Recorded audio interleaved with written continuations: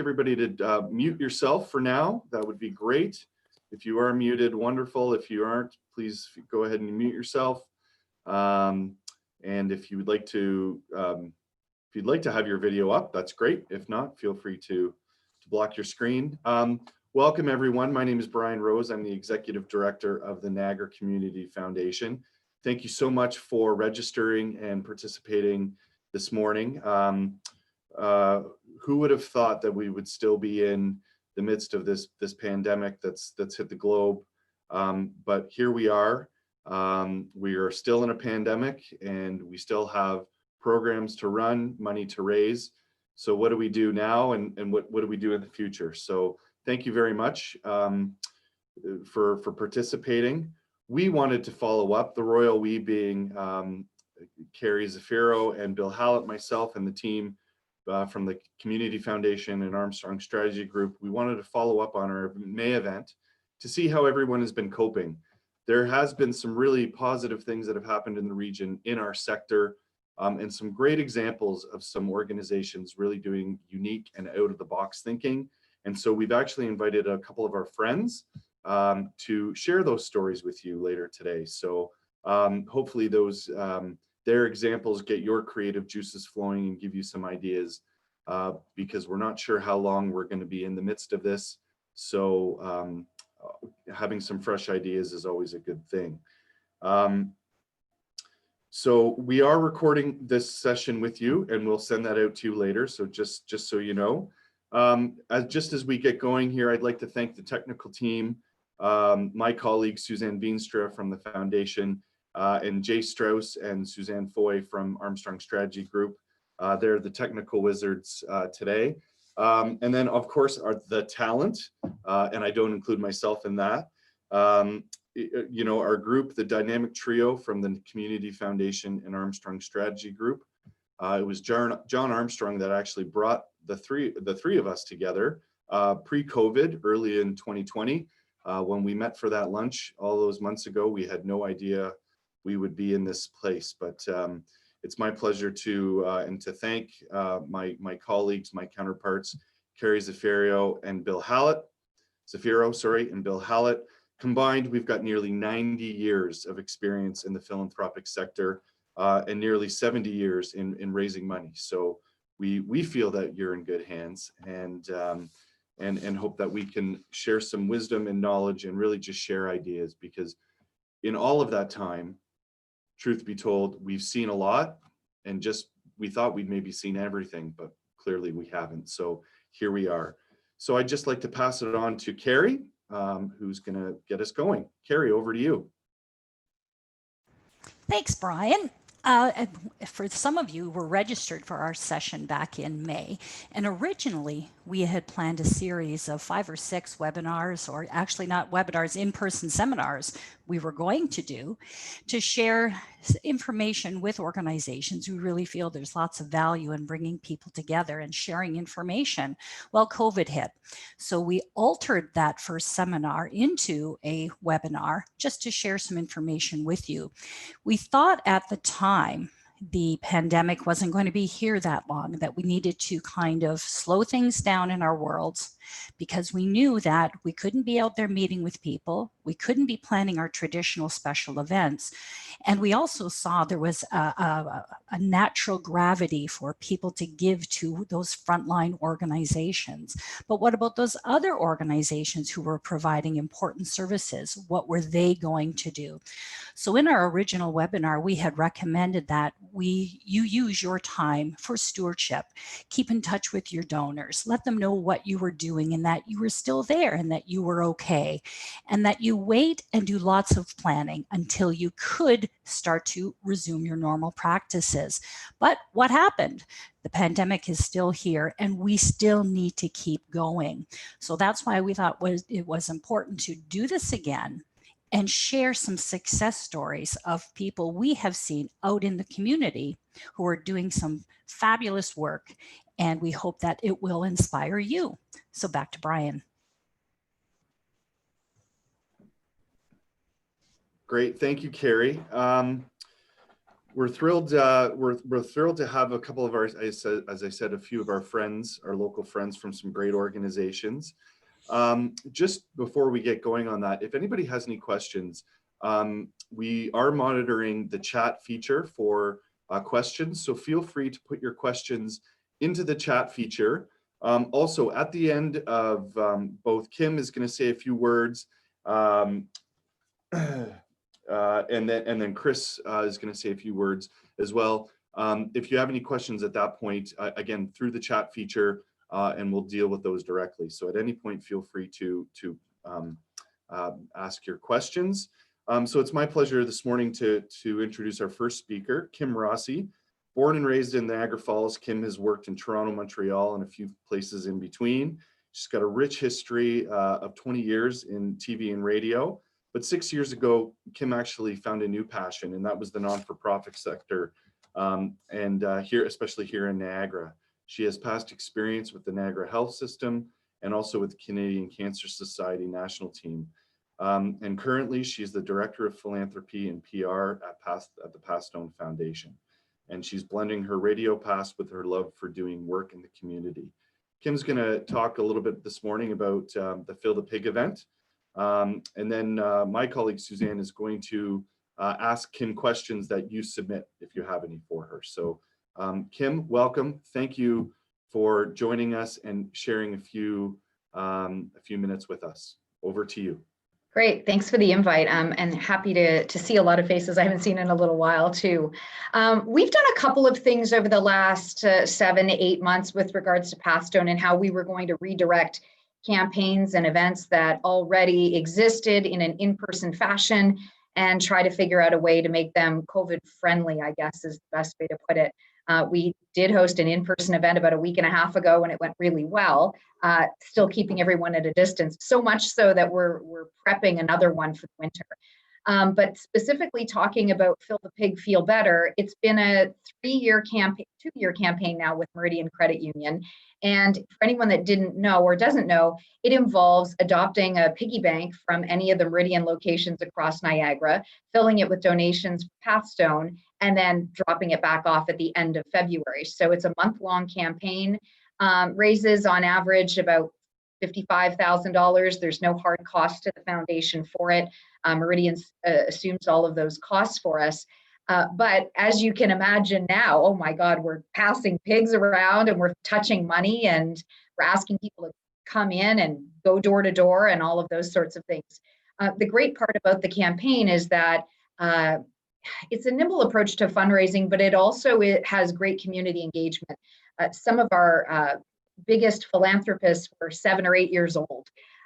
They were snapping pictures of themselves going door to door, raising thousands of dollars for us, and we're really proud to do so. They were dressing up their pigs, they were giving it names. So we're tasked now with how to change this campaign, yet still run it in February. Our 4th meeting was actually just yesterday morning with our team at Meridian. And I can share with you some of the strategies we're taking for February. COVID or no COVID, I don't think that the comfortability of going into a branch to adopt a plastic pig is something people want to do. So we are taking the model online. We've already had a Phil the Pig Feel Better landing page on our foundation website. So from there, what we're going to do is we're choosing young philanthropists at every single branch across Meridian who are going to be the branch champions. We're sending out t-shirt kits for them to design their own pig on their t-shirts, name it. We're also going to send them the plastic pig that they can keep and use as a prop so they can still dress it up, name it, etc. And they're going to be featured on our site. We're going to do videos with them as to why they're fundraising for Pastone, why it's important to take care of your mental health, and then they can talk about their pig and why we need their donations. So every day when you visit, or every time you visit our landing page, you're going to have a different child or youth spotlight on that page. We will have online donations, an opportunity to make online donations. And the other thing that we're developing is, when you're going into restaurants right now, they're asking you to scan a QR code to see the menu. same idea. So you're going to scan the QR code with your phone, just open your camera app and just, hover over it, and it'll take you to the donation page and the Fill the Pig Feel Better page. So once again, we're taking away the touch aspect. Those codes can be just printed and put at any Meridian branch. They could be put on postcards and distributed. We could mail them out. We could put them on social. All people will have to do is just hover over those QR codes to lead them to the donation page.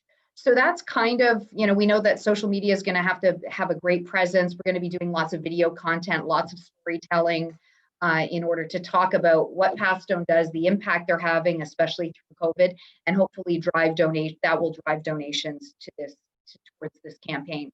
Walk a Mile in Her Shoes had amazing success this year with their strategy in flipping to a walk around your neighborhood. I'm sure they didn't anticipate doubling their revenue this year, and they did. So it can be done. There is, people still do want to donate. I think we just have to find the right avenue to engage them and spark them. So I don't know if I have any more to add to that campaign because we haven't done it yet. But that is the plan. We had our in-person gala that was supposed to happen in June, and we flipped it to a live stream event in early April, and that went really well. And the revenue was cut in half, but otherwise it would have been lost. So it's those kinds of, where there's a will, there's a way, I guess. Happy to answer any questions that Suzanne, I think, is going to pose. Yeah, thank you, Kim. Anybody have any questions for Kim at this point? You can always circle back and later and put it in the chat, and we can address it closer to the end. So if anybody has any, no? Okay, so you know what we'll do is we'll hold off on that and we'll introduce, thank you, Kim. That was wonderful. Great ingenuity and, thinking on your feet, which you have to do. So it's just one of those things. You're making the best that you can.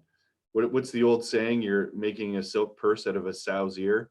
I haven't heard that one. Pig, so AO. Good. Okay, on to our next speaker. We're thrilled to have Chris Green. Chris is a lifelong resident here in Niagara and has deep roots within our community. He is currently the Director of Communications, Marketing, and Community Engagement with Niagara Health, and has been in this role since 2018.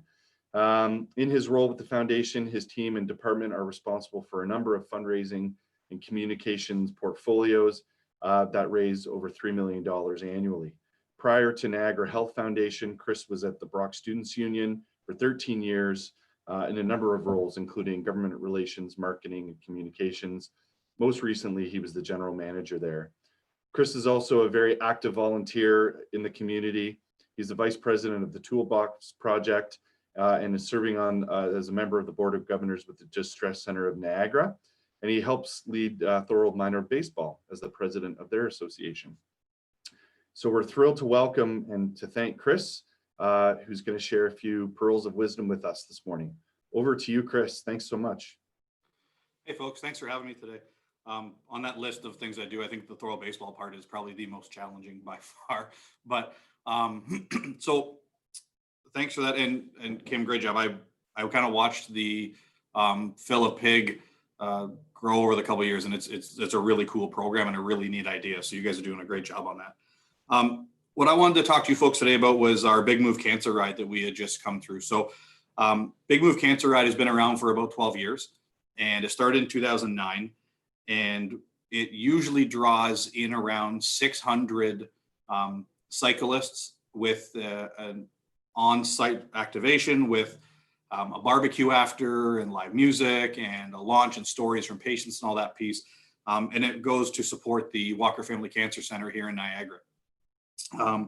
Since it started and including this year, it's raised around $4.1 million for the Cancer Center, and every dollar raised goes directly into patient care and patient programs at the Cancer Center here in St. Catharines for the entire Niagara region. If you're not familiar with the event, it runs on the Sunday following Labor Day each year. It offers a bunch of different routes, so 25K, 50K, 75 kilometers and more. Last year, we introduced a new family ride to try to get younger riders and families involved in it. And it's a really feel good moment.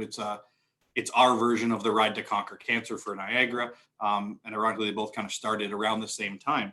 We've had some volunteers. We have a very small committee that works with us, about 4 or 5 people. And 3 of those folks have been on the committee since the start. They were actually the ones that started the program and then have since worked with the foundation for the last 10 years. So generally this program brings in nets, and I'll talk in net numbers, nets around $350,000 to $390,000 for the Cancer Center. It's our single biggest signature event that we partake in. And it's a lot of work. We start that work probably in May for a September execution. We ran our Kids Ultimate Challenge in June virtually. For the first time we had done anything really virtual, and we learned a lot of lessons out of there, and it came through and did well. But we knew that we needed to find a way to do Big Move Cancer Ride because folks are really attached to this. So what we did is we did essentially a ride from home where we took the marketing approach of explaining to people that cancer care doesn't take a break during the pandemic. The Cancer Center here didn't shut down. It went into limited guests, but they kept doing cancer care and cancer services here in the region. So we took a ride from home, and when we sat down, we looked at the budget. We set our budget in June for an event that was going to happen in September. So we were able to kind of see what was happening and kind of look at it. We budgeted on a 35% model. So expecting 35% of attendance, 35% of revenue, 35% of sponsorship across the board, looking at information from our committee, what we thought we could bring in, and really took it at a conservative approach and then budgeted accordingly. I'm proud to say that quickly into this event, we realized that folks that were involved with Big Move Cancer Ride for a number of years were really gravitating towards this program of the idea of riding from home, of still being able to support. And the predominant pledging of our event is mostly done online through our website. So all of those things could stay there. So what we did, instead of having patients come to the event and talk about their cancer care experience, we did videos with them and we put them out early to folks. There's a lovely heartwarming story from a lady named Kathy on our Facebook page and the website about her cancer treatment. And it just so happened to be that she's one of my coworkers' sisters. So it was kind of an access piece there, and we were able to kind of tie it together. My father-in-law was going through prostate cancer treatment at the time, so I was able to get some information from him. And we have a really good working relationship with the Cancer Center that helps us really drive this program forward. So as we went through, we decided, how will this be different? So we knew that people were going to ride from home. What we did is we took our committee and they started building 25, 50, and 75 kilometer routes all over the entire region, putting them on the maps, and then we would post them. Essentially, we would give you suggested routes if you wanted to ride them, or you could make your own up. We also knew that a lot of families took up cycling during the pandemic because they couldn't do anything else. Myself and my wife bought bikes for the first time ever. I'm not a biker. I'm a large man. I don't bike. But we bought bikes, and that's what we started doing with the kids because we were tired of taking walks. We couldn't go anywhere. So we knew families were now taking up cycling. So we really wanted to make this work. We took our price point from $60 down to $30 for the registration, $20 for the family ride. And folks either got a cycling jersey like they would normally do if they raised $500 or a t-shirt. And then we did custom branded masks through Impact Promotions and Santino and his folks to do a Big Move Cancer Ride mask because cyclists were telling us, and our committee was telling us, that they were wearing masks while they were riding. So we put that all together. We gave them 14 days to complete the ride. So we started September 1st to the 14th, or to the 13th, sorry. Normally it's a one-day event. We quickly realized that giving people this flexibility to figure out how they're going to work this in worked out really well. And what it did from a marketing perspective is folks from around the region were now wearing Big Move shirts or Big Move jerseys while they were riding for 13 days. So people were seeing them, and then they were registering into the middle of September, which we normally didn't have because they were asking questions like, "Oh, I've seen the shirts, I've seen this." What I believe, my roots are a marketing and relationship manager. I believe that when you're in an economic downturn or you're in tough times, most companies and organizations cut two things. They cut people and they cut marketing. I would say from a business perspective, is those are the two things that you should actually increase: your people and your marketing. As a charity, we don't produce items. Our goods are our people. To raise money, you need people. To build relationships, you need good people. And I think for events and for what we're doing, you need to be able to still maintain marketing to be able to get to folks during that time. So we kept our marketing budget the same as we would if it was a live event. A couple other pieces I wanted to hit there. We knew that we had we needed a casino was one of our big partners for the last couple of years. They usually put in 40 or 50 riders. They would do a large sponsorship piece with us. We knew that that wasn't going to be possible. We met with them and talked to them and said, hey, like, we're not looking for money from you folks, but we'd love to see if you guys can help us share the word. I know you guys are in hard financial times. We identified a couple new sponsors and tied them in, and things went really well there. So at the end of the day, we had budgeted for 35% ridership. We got back 57% ridership. But what's interesting is we got 117 first-time riders. And in a 12-year event, those 117 riders, who we have a specific survey and stewardship that we'll send out to those folks. But our hope is that they'll stay with us because they really enjoyed this event. And then the other riders that didn't come back will come back at the 12th year. I'll throw some numbers to you. So we had 334 total riders, which was 57% of 2019. We raised 377,000 net, which was 95% of last year's revenue. And for me, as a bit of a business background, we did it on 41% of the expenses from last year. So we found a way to make this event still feel special and connect without taking on the additional expenses. And some of our biggest expenses are police, security, safety for the routes from the location we run. The feedback we got, we knew was going well.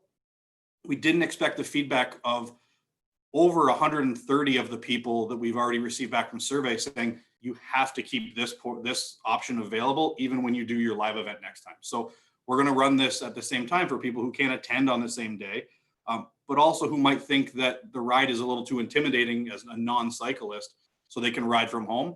And then we'll work out a way to get them at the gathering for the celebration, please. So I think that we're in a unique situation because we're raising funds for the hospital. It's a pandemic. We're obviously top of mind. There's a lot of groups that are not top of mind. Like as Brian said, I'm on the board for Distress Center Niagara, and you look at smaller organizations like this where their volumes and work is going way, way up, but the funding is not going way, way up. And to do those jobs, you need people, and to have people, you need money. So we're fortunate that we, as the Hospital Foundation, that we were front of mind, and we've certainly taken that and made sure that we didn't take that for granted. And we've done, as Carrie and Susanna talked about, the stewardship that we're trying to provide is just, we're trying to go over the top with our folks to thank them during this time because we know it's tough. And Kim, I think, hit it on the head with said, people still want to donate. They want to give back. You just got to look at who is capable of doing that. The folks that were capable to do it before are still interested in doing it. And we've got to figure out a way to make this work for them. So that's my little spiel about Big Move Cancer Ride. It's one of the ones that I know 5-10 years down the road, I'm going to look back and say, like, our team, Holly and Michelle, who I'm on my team, who put in a ton of work on this, and we had no playbook for it.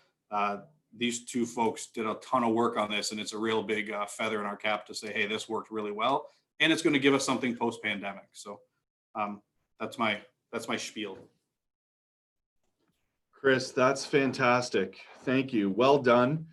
A couple of your point that you made about, and to any board members out there, or, you know, please heed Chris's comment about in times of economic downturn, et cetera, it's not the time to cut marketing and to cut people, because you absolutely destroy your organization. And then when the economy recovers or whatever, when things are back on the upswing, whatever that looks like, you've emptied the cupboard. There's nothing there.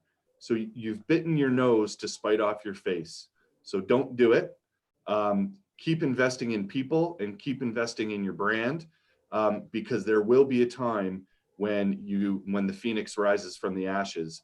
But if you've got nothing left, then you can't do that. So excellent point, and congratulations, Chris. That was well done to you and your team for that. And to do that with to cut expenses in that way and to raise, you know, over 90% of what you were hoping to do is well done.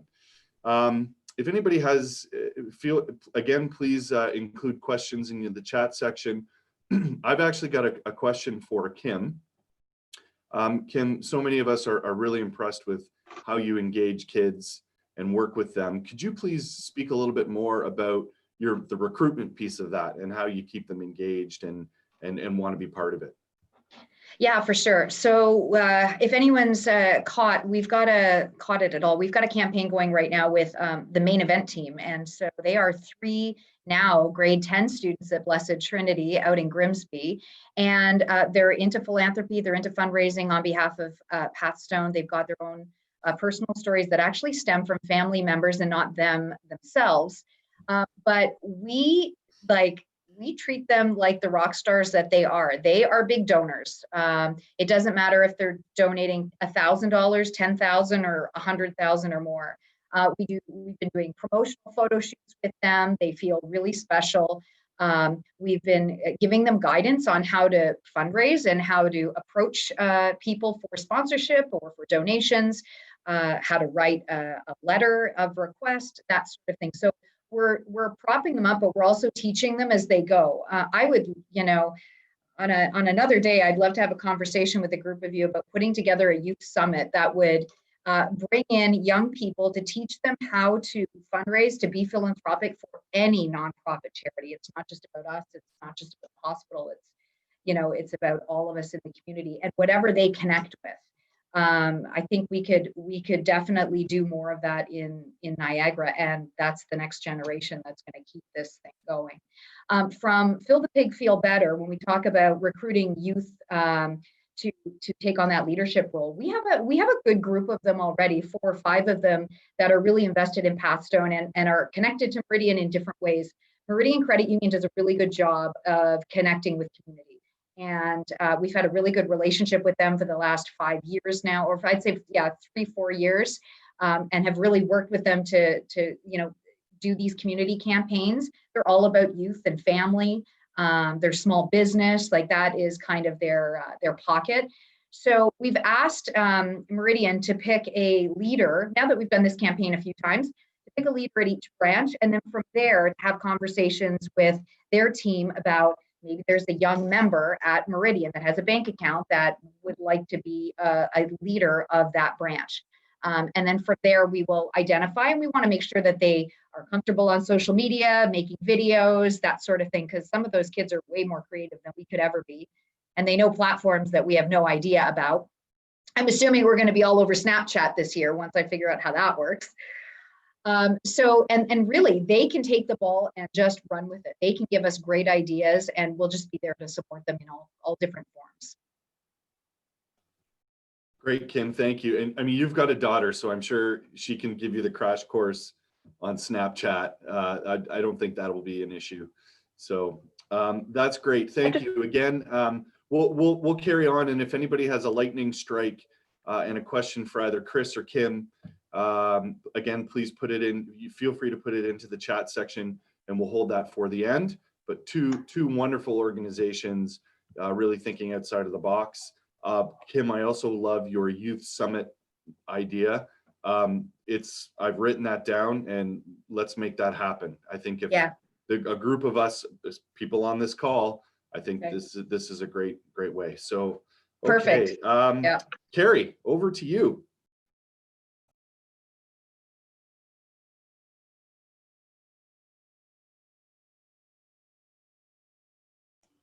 Sorry, Carrie, you're muted. Gee, some days I'm just so pretty. All right. So in the last few months, we have seen a number of people on this call today who've had some very successful lottery raffle type events. And so instead of inviting just one, we decided to do kind of a generic overview of how these are done. And hopefully maybe some of you who haven't done them yet may be inspired by those. So we saw Port Cares, Community Cares, Niagara Health Foundation, Pathstone, Hospice, all doing successful lotteries. And the best way for you to learn about doing a lottery type event is to go to the AGCO, the Alcohol Gaming Commission of Ontario, their website. Everything you need to know is on that website. Specifically, you want to look for the list of electronic suppliers and solutions. There is an actual list there that tells you step by step how to do one of these events. So I highly recommend that's where you go to learn more, and everything you need. The one thing I didn't know was that you need to use a vendor to help you to do these things, but you have to have one that's approved by the AGCO, and they have a list right there that tells you who the approved vendors are.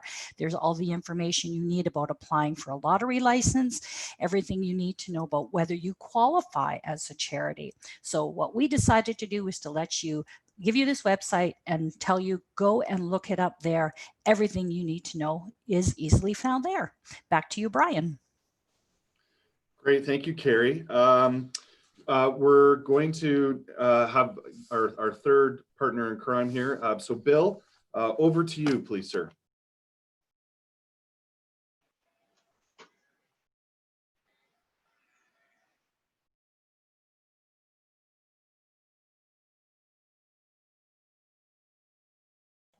Bill, you're muted.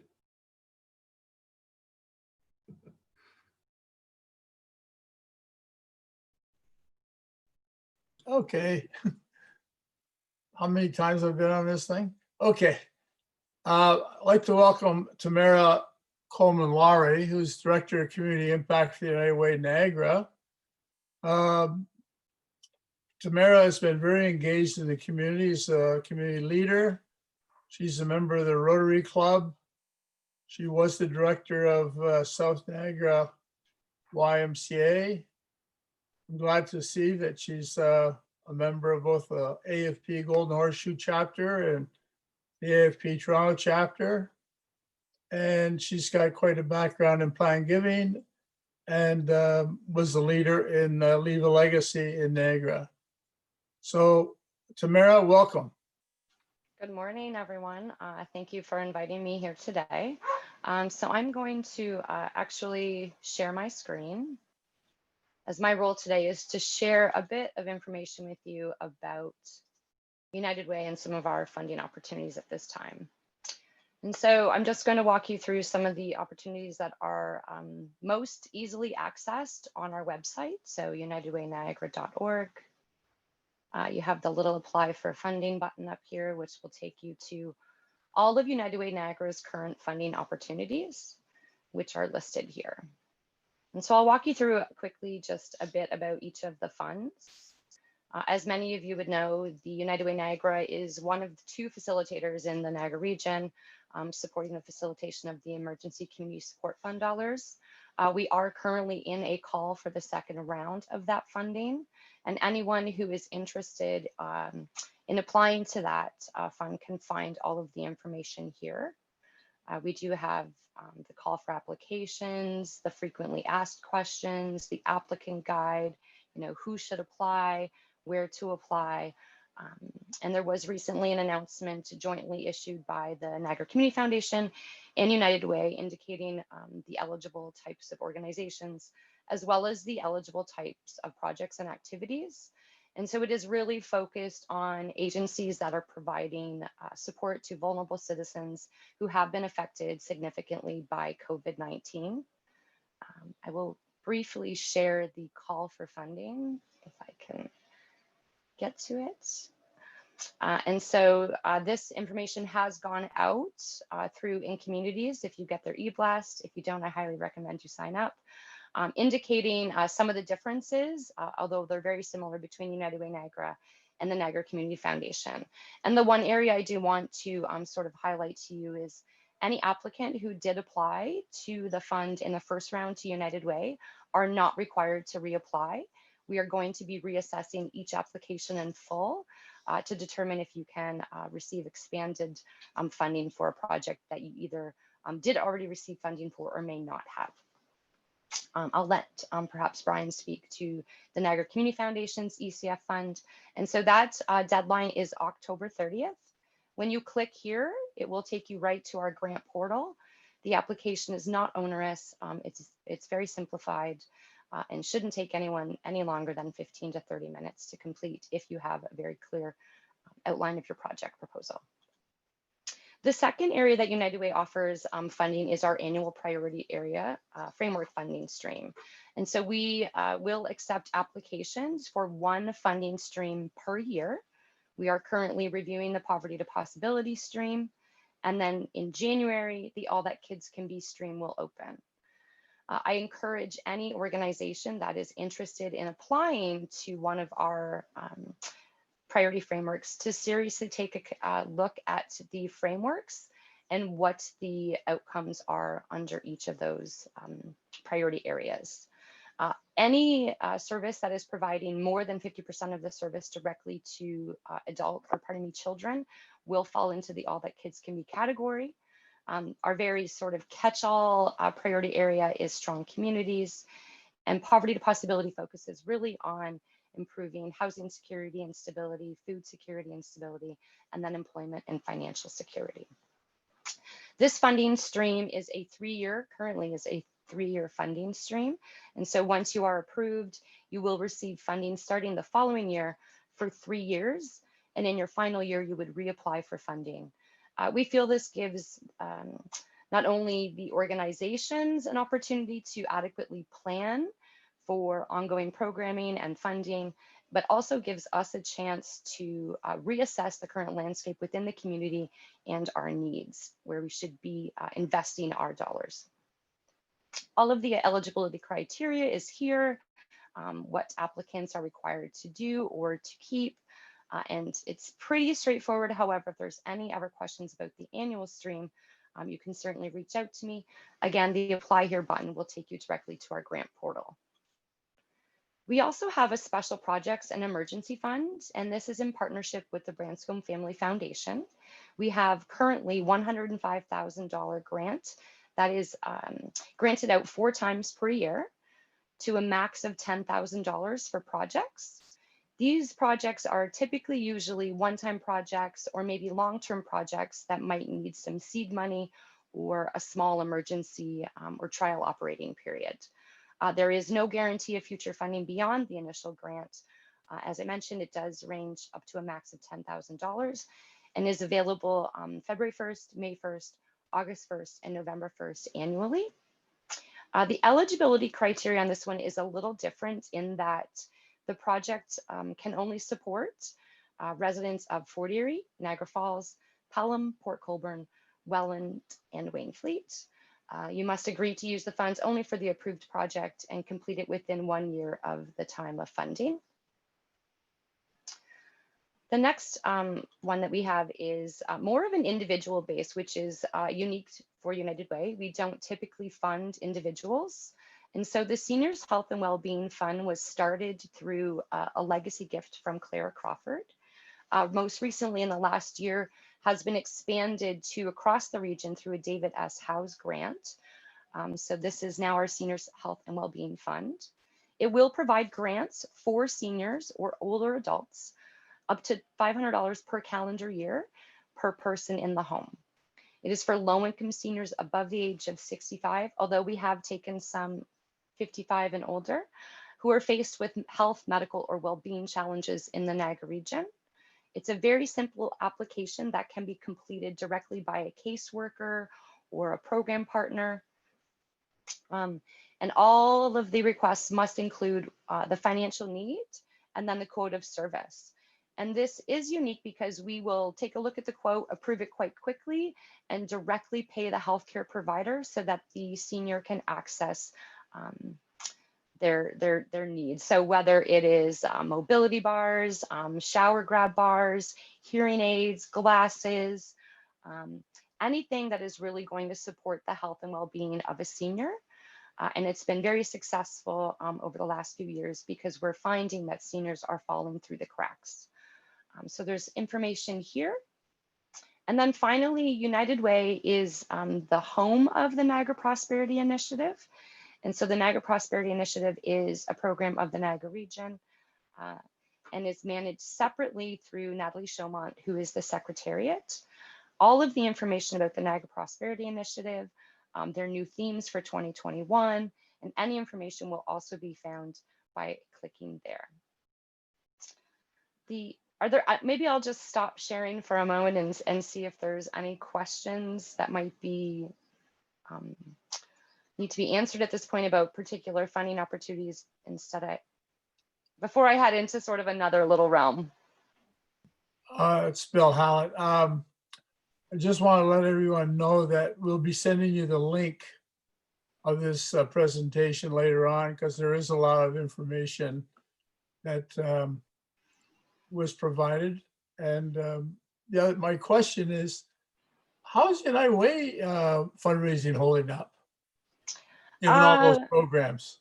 Yes, so it's interesting. I think this year we're going to probably fare better, a lot like many agencies, but where we're most concerned is future years, because the wage subsidies and other benefits may end for an organization.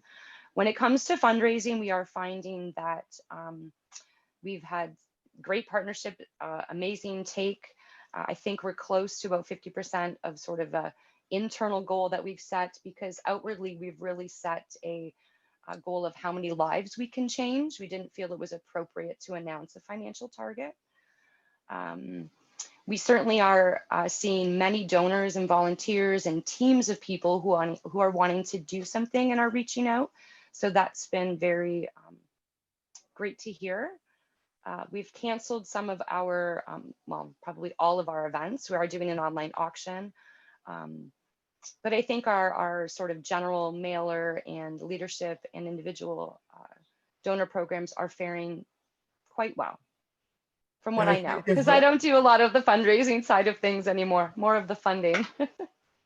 Well, my point is, Tamara, is that people in the public learn of all these programs, I think your fundraising would actually increase.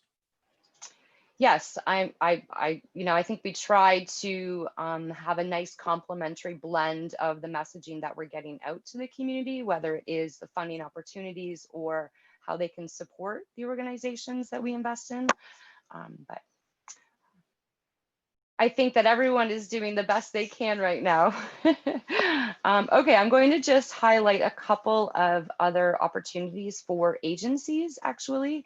And so under our special initiatives here, we do provide some sort of direct service programming for frontline workers.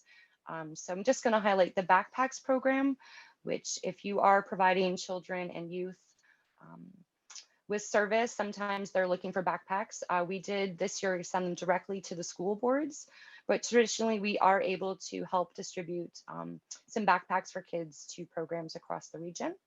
I already mentioned the COVID Response Fund. Another program that we have is the hygiene kits. And so those are typically sponsored by donors. They pack them up and we distribute them across hundreds of agencies in Niagara. And if you are working with agencies that are dealing with individuals who are vulnerable, isolated, and may require hygiene kits, please let us know. We work with a lot of the shelters, housing programs, public health, Niagara region, seniors agencies, and you can certainly connect with us on how to access hygiene kits. We are the home to the Niagara Community Garden Network, and if you're considering maybe using some extra land you have on your site, Erin Rising, the program coordinator, would love an opportunity to enhance the plots that are available across the community to support access to food, direct access to food that's grown, but also food literacy skills and workshops and education. The Welcome Home Kit program likely will ramp up, seeing as we're having a lot of new housing available in Niagara. And so the Welcome Home Kit program is available to organizations that are providing service directly to families and individuals who are moving into a new place. And the kit encompasses everything that they would need to get settled in their kitchen and their bathroom and start in their new home quite happily. I, of course, always encourage 2-in-1 and in communities. And I've already mentioned the Niagara Prosperity Initiative. So I think I might just stop sharing there And if I could put in a quick plug for some of the tables that I feel may offer great partnerships, collaboration opportunities, further ideas for some of the agencies that might be looking at ways to improve their partnerships and potential funding opportunities. There are tables such as the Niagara Poverty Reduction Network, the Executive Director Forum, the Fort Erie Service Providers Network. There is the Helping Hands Group out of Grimsby. There's the Dental Health Coalition. There's a number of other tables, the Youth Wellness Hubs, a plethora of, I think, expertise and opportunity across the region. And if you aren't connected with any of those, I'd be happy to share some of the listing of tables. Thanks. That's my spiel, as someone said. Thanks, Tamara. If anybody has any questions for Tamara, please let us know again in the chat section. We did get one question about who assesses ECSF applications. I can say at the foundation, it is the members of our grants committee, so volunteers who are on our grants committee, so they're well versed in providing grants. They're the ones that do our ECSF. Tamara, how about United Way? Is it the same thing? Yeah, I echo your comments. It's panel members who are volunteers on our CI team that are well-versed in reviewing applications, well-versed in the geography and needs of Niagara, which I'm grateful for, to be able to tap them to help with these. Absolutely, for sure. That's great. Thank you so much, Tamara. Thanks. Regarding, just to follow up on Tamara's comments, regarding the foundation's granting program and applying for funds through us, I would drive everybody or encourage everybody to go to our website. We are, as Tamara mentioned, we are part of the Emergency Community Support Fund program. Our situation mirrors theirs, so applications are due at the end of this month. Everything can be found on our website under our charities tabs. And the ECSF information is right on our main page as well. I just would like to also let everybody know that I'm just the figurehead when it comes to grants. It's my amazing colleague, Joanne Crick. She is our grants gatekeeper. And anybody who is interested in applying for a grant from the foundation, reach out to Joanne. Her contact information is on our website. Very easy to get a hold of Joanne. We are through the majority, or almost all of our granting for this year, except for the ECSF. But our dates for our 2021 granting cycle will be released in the coming months. So we will let everybody know about 2021 coming soon. Again, contact Joanne. She is the brains of the operation there for sure. Just before we sort of head for the home stretch here, thank you all to our three presenters for your contributions. Anybody have any last minute questions before we head for home? There was just one question, Brian, that came up, and this is actually for Kim, and it could be applied more generally as well. But the question was regarding how does virtual homeschooling impact your outreach to students? So again, our outreach to students has had a shift dramatically because of our school system having to pivot and shift online in some cases. So Kim, have you had any experience, or have you seen any impact that has made so far, or do you anticipate that having an impact? So from a mental health perspective, we, just overall, I actually was in our crisis and support department this week talking to them about the calls that they're getting through COVID and how it's different. And then once school started, we put together a back to school prep kit to kind of help parents get kids back into that groove of educating with a completely different platform. Like, as we know, depending on their grade and age and the school board, everybody's doing school a little bit different. And that adjustment period isn't working for everybody. Our school in Merrittville, or on Merrittville Highway in Welland, is fully operational. Kids are going Monday to Friday for their regular school days. Believe it or not, kids that had anxiety were actually relieved when they didn't have to go to school. It provided them a bit of a breather. And so as we ramped them back up to go to school in September, there was a lot of increased anxiety for them again. And part of it was around masking and fear of getting sick and fear of their parents getting sick and that sort of thing that went with it. So we did it's a lot of strategy work, coping skills, giving them the tools to be able to self-regulate that were really, and I hope I'm answering your question with regards to that. Our day treatment staff that are at our building on Merrittville are very much in person and active with the tandem approach of therapy and education with our DSPN teachers, whereas the ones that are in the schools, because we do have therapists that are in secondary schools as well as elementary schools, there has been some adjustment because kids aren't all back in school. Some are doing it online completely. So it's a bit of a dance. We've got video counseling sessions now that we offer as well as in-person sessions. So we've got other options too in order to reach them versus just phone calls. Did that answer your question completely, sort of? Yeah, I think that's great. I think there was also I'm not too sure if within your campaigns and your fundraising campaigns, what kind of outreach you're doing with students specifically, and if there is some of that. So I don't, that question, if they're the source of that question would like to clarify more or need more clarification, let me know. But I think that might be part of it as well, as that fundraising piece and that outreach with young adults and with that youth population. So from a foundation perspective, we actually do a lot of mission education prevention work, and it's not always just asking for donations. So maybe we're a little bit different than how a traditional foundation operates. We're a small operation. We're only 2 staff in the foundation, but I also take care of the media PR work. So I'm able to kind of combine the 2 of them often, and sometimes I have to keep them very separate. We've been working directly with the boards and with the private schools and their executive team to then relay the information we need to get to the students with regards to walk-in clinics and how to access them. So we're sending information to the boards, then they send the information through the portals and to parents directly as to the support services that we have.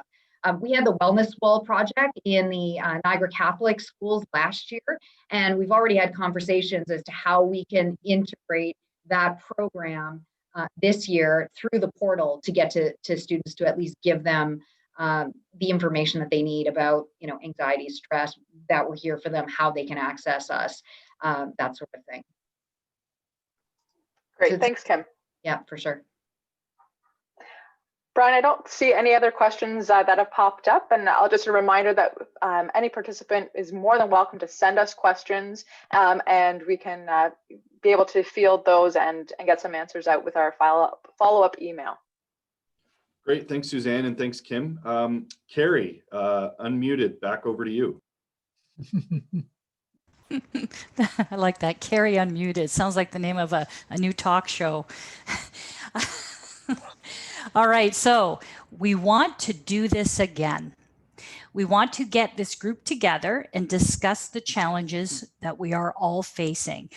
COVID and the pandemic is lasting longer than any of us had hoped, and it is having an impact on the way we are doing our jobs. So what we want you to do is to email Brian about the specific challenges you and your organization are facing. There are other things that are impacted. Events are impacted. One-on-one visits with donors are impacted. But what other things are impacting you? We want to get all of these questions and your comments together, and then we will plan the next session. But we want it planned to be able to provide the information that you think is important. So please email Brian. He's very generously offered his personal email here at the Community Foundation. So, and we really want to hear from you. Back to you, Brian.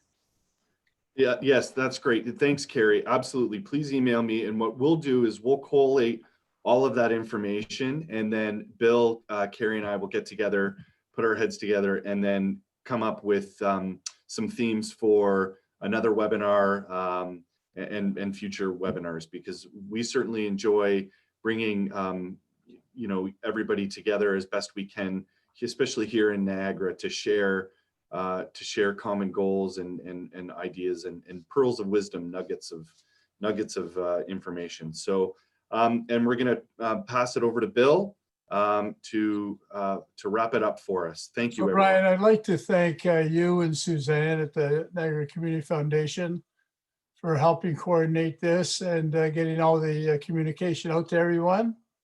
I'd like to thank everyone for joining us today.